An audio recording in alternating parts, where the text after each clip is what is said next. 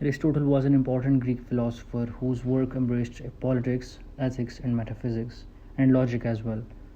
The title of his treatise on the soul suggests it is a seminal work on the process of understanding human beings.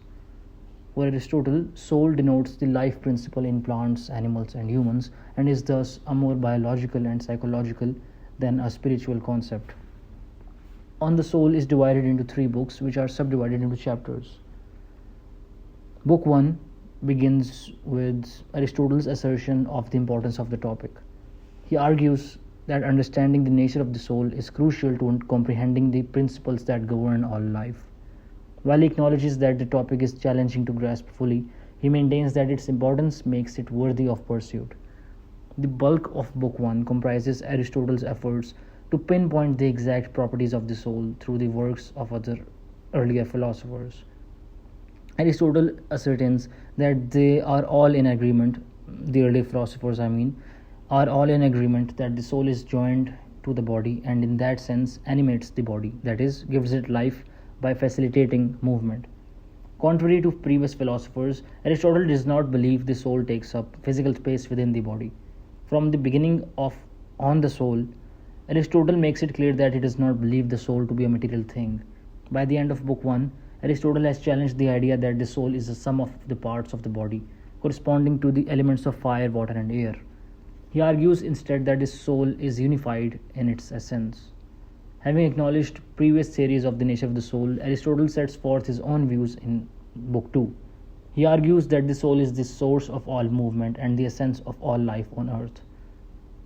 He examines life in terms of growth, arguing that the soul drives all living creatures to feed themselves and reproduce. He claims that all living things, both plant and animal, possess and are animated by a nutritive soul. Aristotle distinguishes animal life from plant life by virtue of the possession of sense. All animals have sense, Aristotle argues, a faculty that plant life lacks. Objects in nature are known by an animal through the use of at least one of their senses. Aristotle analyzes the senses and how each one allows the animal to perceive things in the world around it.